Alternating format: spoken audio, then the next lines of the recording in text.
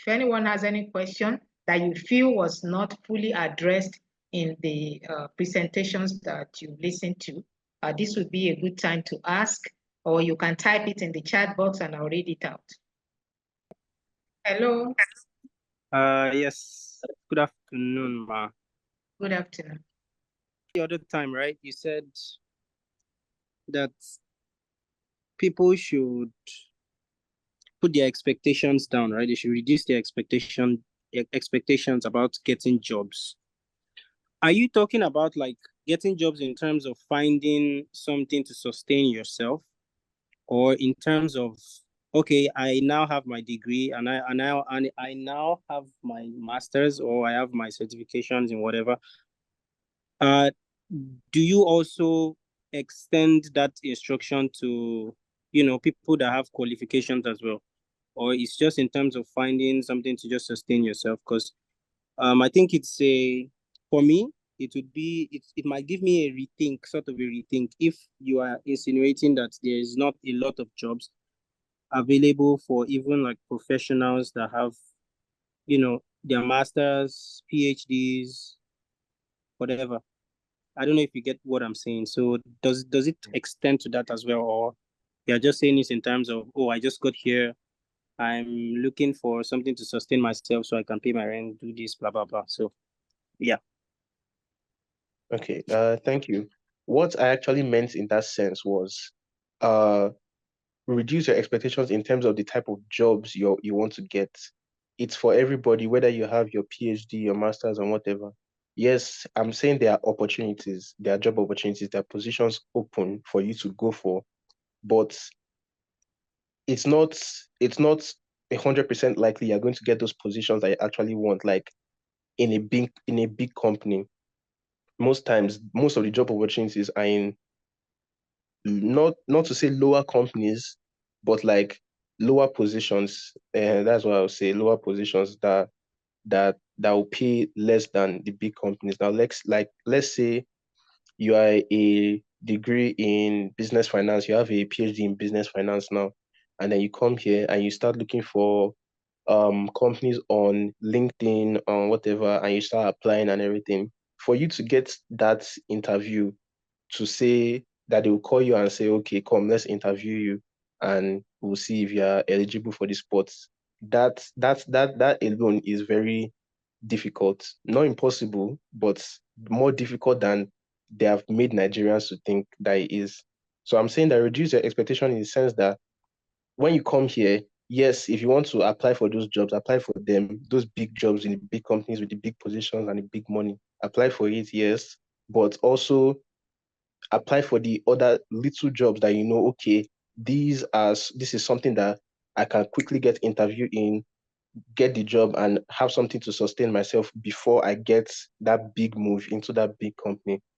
I don't know if I answered the question. So if I get you correctly, you're saying it applies for both situations, right? Yes, for both situations. Thank you very much, Gideon. Thank you, Ora.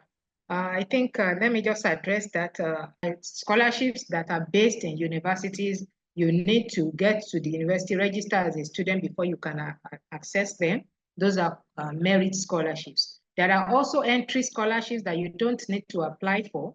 The moment you apply to a particular institution, if they have such scholarship, it comes automatically to you based on your result.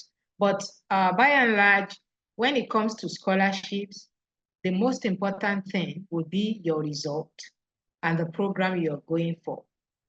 Your result in the sense that everyone wants to give scholarship to the best students because they want you to justify that you can actually make judicious use of the scholarship. So if you have very good result, then there are a lot of opportunities that you can try your hands on. If your results are not good, sorry, it's not going to happen in most cases. In Canada especially, you won't be able to get any merit scholarship in, and then you can start to discuss scholarship. But trying to find scholarship before going in, it is not impossible, but it's very tight because everybody like you is also trying to get the same scholarship. So there could be openings, 3, 4 openings, and you have 1,000 students, trying to access that same. So it's a very, very tight situation. But when you are in, there is so much that people outside can't see and they can't access that you can access when you are in. That's another way to look at it. And finally, like what Gideon was saying, that's one of the reasons why we had Gideon come up to share.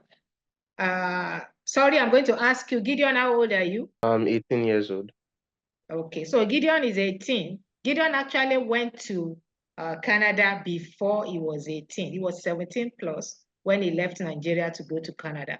And from what, I mean, at 18, he's taking care of himself, moving houses, making good decisions about, how to take care of himself and relieve his parents from, all the, it's not easy. You can't easily fund Canadian dollar using Naira. It's going to be completely, it's going to be very, very difficult. So he's there, and despite his age, he's trying to make a way for himself, trying to work and take care of his academics at the same time, and take care of his living expenses, his tuition and all that. If he can do it, you can do it. If an 18-year-old, a 17-plus-year-old person can do it, then any other person going can do it, because I think the youngest people we have handled sending abroad will be 16 plus. So 16 plus, 17 plus, 18 plus, you can take care of yourself. You just need to plan. And he has said something very important again today: prepare before you leave Nigeria. Get skills, get yourself prepared, get yourself ready, so that when you get out there, you have things that you can do and can bring in income for you. And then when you get there as well, that's why I was asking him a few questions about networking and getting in touch with other Nigerians or other Africans that are living in the same town. Because when people have been there before you, they can help you navigate things. And there are opportunities that you can take, there are advantages you'll be able to use because you belong in such groups. So those are things that are very important to take note of, and then you can use that to also plan ahead. I've always been saying it on this call: get a skill, get a skill. Nobody cares about your certificates again in the world that we are living in. What people care about is, can you do it? If you can't, then they are ready to employ you. If you can't do it, who cares? Nobody is going to, your certificate is not going to do the job. So it doesn't matter whether you have a PhD or a master's. If you can't do the job, nobody cares. So get prepared. Please prepare yourself. Prepare yourself. Invest time. Invest in yourself. I think that's the most important. We have come to the end of today's session. Thank you very much for joining us.